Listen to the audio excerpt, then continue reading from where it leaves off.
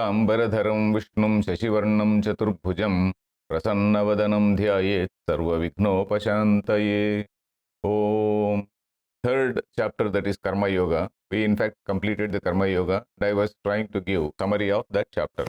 So we were just in the middle of that summary, and I had just covered a few points. That is, what does that Karma Yoga chapter say? Karma Yoga starts with describing as to what is that lokes means vividhanishta. There are two paths. That is, those who people who follow the path of action, and those people who follow the path of renunciation. So that is what he said. And karma, in what way is karma binding? So we had a lot of discussion on how karma is binding and how karma gives what is called punyam, what is called papam. And because of this punyam and papam, a person keeps on rotating in this cycle of transmigration.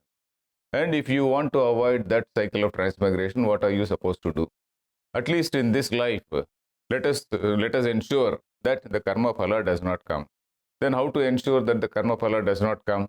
That you have to consciously have a sankalpa. Yes, I do not want the fruit of this karma. You have to consciously have that sankalpa, because for every karma, there is also a sankalpa. When you go to a temple and when you are doing a puja, the archaka gives a big, huge sankalpa. So when you don't want a sankalpa, then naturally you are not getting the result of that. So that is one way, that is one surest, and that is the way that is suggested here. Then why will a person do karma without getting karma phala? That is for two reasons. Number one, as I said, in order to avoid the karma phala, and number two, for purification of his mind. For this karma, when it is done without interest in the fruit of that, naturally it leads to purification of mind, because you are doing something which is good for other people. Because any karma, for example, a yajnam, dhanam, tapas, all these things, they involve in some benefit to various people. So this sort of benefit, when you are doing to others without expecting the fruit, without expecting any sort of result, then obviously that is leading to some sort of purity of mind. So this is something which is a prerequisite for the jnana. So this is the result of yoga. That is exactly what is karma yoga. That is doing a karma, putting yourself in the shoes of that cosmic being, and thinking yourself as an instrument of that cosmic being, and then doing all these works for the benefit of the society or benefit of others, let us say. So that is what we saw. That is what is karma yoga. Then Krishna was also talking about what is yajna. The concept of yajna shisthasinaha. That is, those who, yajna again was defined as any socially useful activity is called yajna. Any activity which is helping others is what is called yajna. Or any activity which is leading for self-purification, that is also yajna. In fact, in 4th chapter, we are going to see that. And there was also a question about whether karma is something which is an obstacle for moksha. So that is again a very important question. So there are some people who seem to be doing actions. For example, King Janaka, King Rama, or Lord Krishna himself seems to be doing so many actions, so many activities. So are they not bound? Are they not getting karma phala?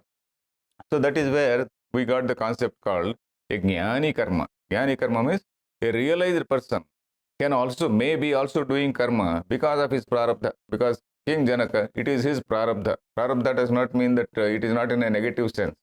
We usually use that word prarabdha in a slightly negative sense. Oh, this is all my prarabdha.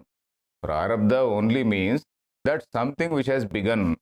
Prarabdha, the word prarabdha is arambham. We know arambham is starting. Arabdha means something which is started. Pra is only an upasarga, is only a prefix as we call it. Pra plus arabdha becomes prarabdha. That which has started, that which has begun. That is the only meaning. It is a totally neutral word. Prarabdha does not mean, it is not a negative word. Prarabdha is a totally neutral word, which means that it has started giving karma phala. King Janaka, it is in his fortune or in his fate or in his karma that he was born as a king. He could have been born as something else also. He could have born in a sage's family, in some rishi's family. But instead of being born in some rishi's family, he is born in the family of a king. So that is it. And there is no bar that a king should not become a jnani. There is no bar that only, there is no prescription, or there is no rule that only a sage or a rishi or a sannyasi will become a jnani. or a Grihastha will not become a Jnani. There is no such rule. A Grihastha can be a Jnani, a sannyasi can be a Jnani, a king can be a Jnani. You and I, we can also be Jnanis. There is nothing, there is absolutely no bar. Jnani means a person who has realized that his nature is not different from the nature of that supreme reality. That is the only thing. And we have to feel it, we have to experience it. So a Jnani may also be doing karma. And he gave the example of karmanaiva hi samsiddhimastita janakadaya. That is, karmanaiva means along with karma, even though they were doing karma. And their karma is not something which is binding in nature because they do not have that notion of doership. That Janaka is doing karma, it is doing it just prarabdhavashat, which has come to him, and he is discharging his duties, and he is not having that ownership. He is not having that idea, I am the doer. I am the doer and I am the enjoyer. He is not having that notion of kartrutva and bhoktrutva. So that is what we saw. And the next question is, are you not getting karma phalam? We are all interested in karma phala. What is the message for the ordinary man? Suppose you are going to office, you are a government servant and you are going to office and you are doing some work. And there are so many files which are coming in front of you. How is karma yoga relevant to you? If we understand karma yoga only in the context of yajnam or only in the context of some dhanam or tapas, something like that, how is it relevant for a person who is going to office? How is it relevant to a person who is, for example, a government servant? It is relevant for a government servant also. It is not Krishna or Lord Krishna does not mean that you have to go and do work and without receiving the paycheck. He is not saying like that. He is not saying that you have to go work from 10 to 5 and ultimately you will not receive any paycheck. It is not like that. You will be getting your paycheck. That is not the point. But when you look at a file, you look at the human being. And then you do not do anything otherwise. What is not expected of you according to your conduct rules, according to your job profile, whatever it is, whatever is the job profile, you are supposed to do it very, very perfectly without expecting any other gratis, any other benefit or any other gratis. And you see the person, you see the way, whether you are helping the people, whether you are helping the poor. So that is how the karma yoga is relevant for everybody. Karma yoga is not only relevant for somebody who is doing some yajna. So if it is so, karma yoga will not be relevant for us. Tilak would not have written huge volume about it. And many other people, they would not be talking about karma yoga. If karma yoga is not relevant to us, karma yoga is relevant to everybody. So karma phala in the ordinary sense of the word, that is when you are going to office and receiving a paycheck, you are definitely receiving the paycheck. But you are doing your work as some sort of God-given thing, a sort of God-given opportunity to help others, a God-given opportunity to do a thing in a very, very competent, very efficient manner. So that is how it becomes relevant to everybody. Then the next question is, then will you not lose interest? Suppose you are doing this work without expecting any great thing. Will you not lose interest, and then will you be performing it in a very, very lackadaisical is a big word, in a very perfunctory or rather very work to rule manner. Work to rule is an ordinary word which most of us understand, because in government service there are people, when people go to strike, not only in government service, even in companies, sometimes the people go on strike. And the preliminary step in strike is work to rule.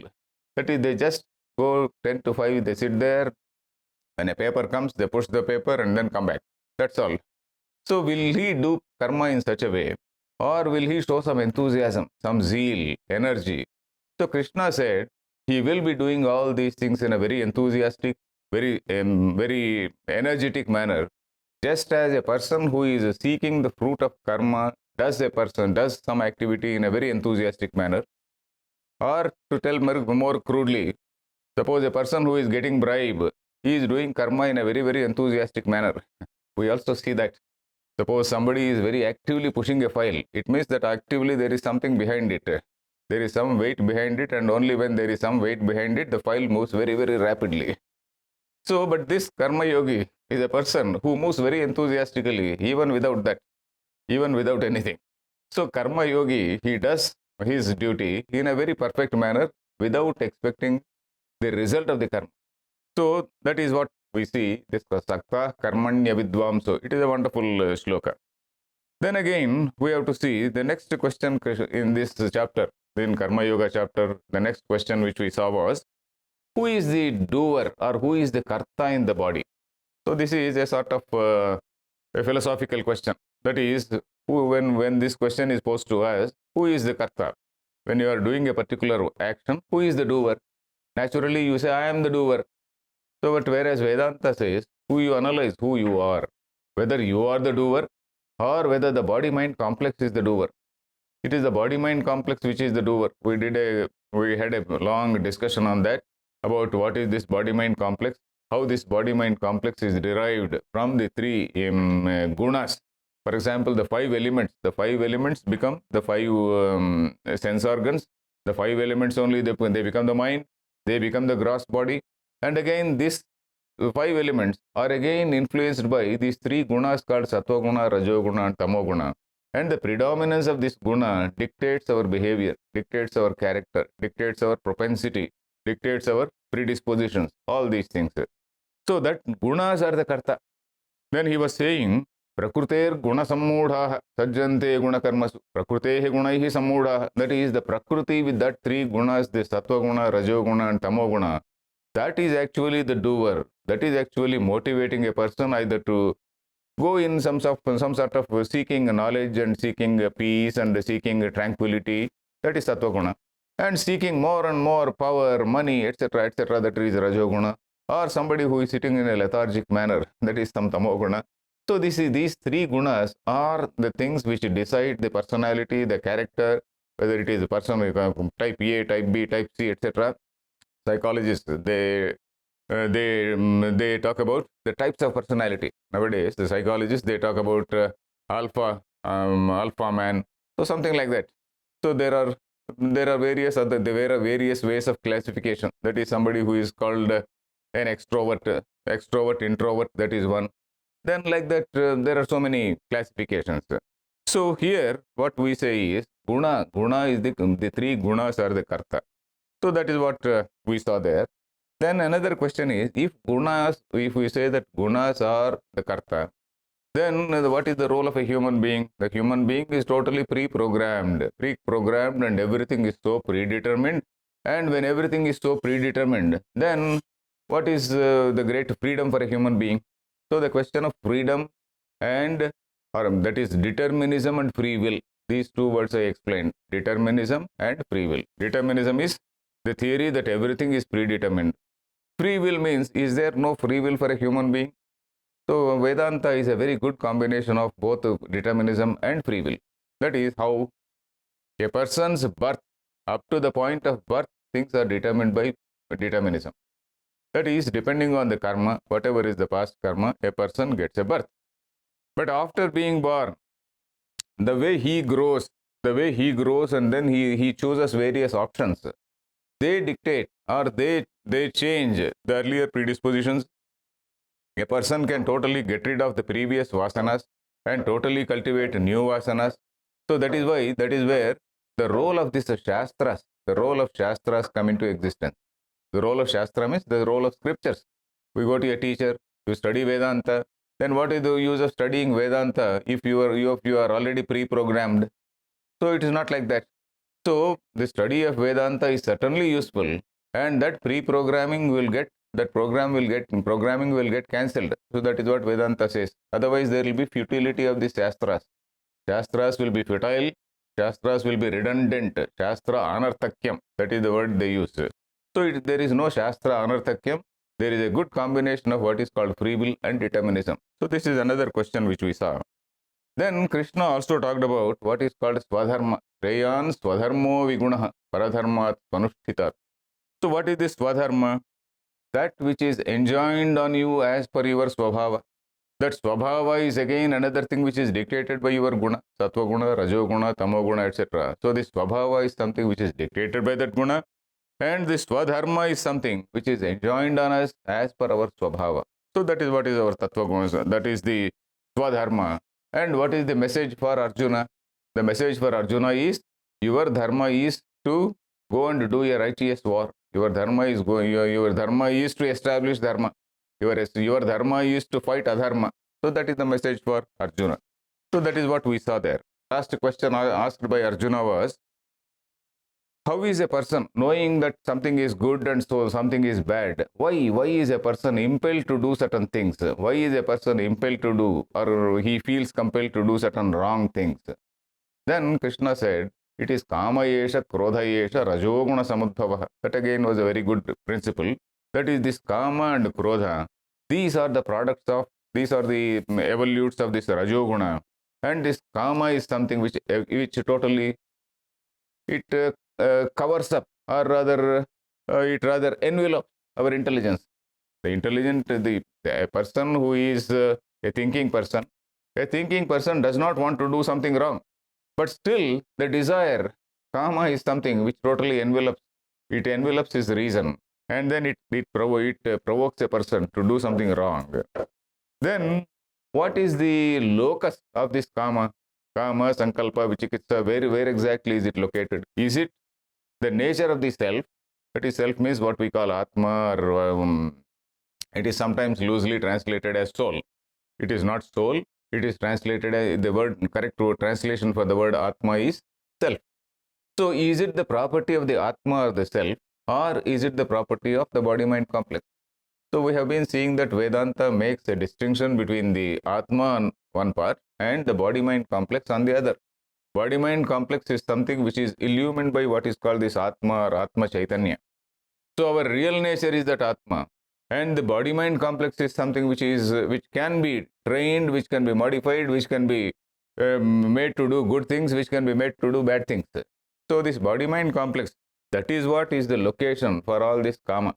So Indriyam, this sloka which Krishna said was, that is Indriyani mano buddhihi asya adhishthanam uchyate. What is the adhishthanam, or what is the base for kama? The answer is our own indriyas. The 5 indriyas, I see some good thing and I like it, I want it. Then I see something else and I want it. And the mind, it goes to the mind, and the mind again is craving for it. So this craving which is there in the mind, indriya, and also that carries to buddhi. Buddhi also craves for it. So this is the seat. And this is something which you can change, by the study of Shastras, by cultivation of some satsang, as we call it, satsangatve nisangatvam. That shloka, famous shloka by Shankaracharya is there. So like that, how to eradicate these bad vasanas? Bad vasanas are eradicated by cultivating some other good habits. It is somewhat like something with some dust is there on some clean mirror. So you have to wipe it off. When you just wipe it off, the mirror becomes clean. So that is what is antahkarana. The antahkarana also becomes clean. All the bad vasanas are removed by the good vasanas, or good actions. So that is where that thing, that shloka has come, that chapter has come to an end. And finally, what is the lesson for Arjuna? The final lesson for Arjuna is he has to do his swadharma. Just like I said just now, this swadharma is to fight adharma. And what is the lesson for all of us? The lesson for all of us, as we see in this whole chapter, is just a human being, when he is born and then when he just grows up in a society, in a very disorderly society, let us say, there is what is called swabhavika karma. Swabhavika karma means going by impulse. I just have an impulse. I have an impulse to do this. I have an impulse to seize something. I have an impulse to harm somebody. I have an impulse to snatch somebody else's property. So that is impulsive behavior, or swabhavika karma.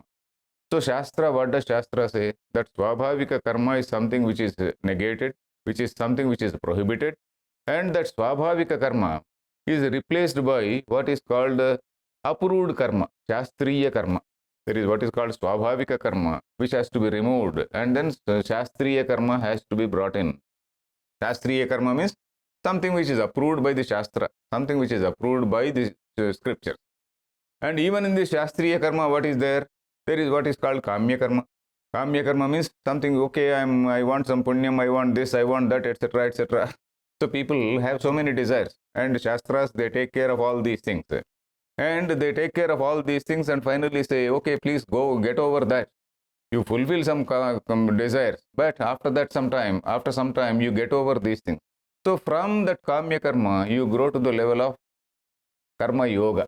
That is, karma yoga is not seeking the fruit of the action, doing something which is for the welfare of the humanity, for the welfare of the society. That is karma yoga level. And the next level is From that Karma Yoga level also, don't stop at the level of Karma Yoga. Because Karma Yoga again, it is not leading to realization straight away.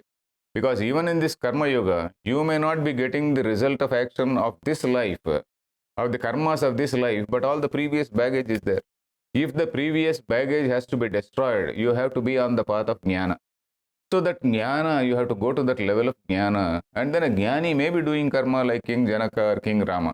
And of course, Lord Krishna himself is an example. So this way, purification of human activity is the basic, the sum and substance of this chapter called Karma Yoga. So that is how we can see this Karma Yoga. We will go to the next Adhyaya tomorrow. Harihi Om Tat Sat.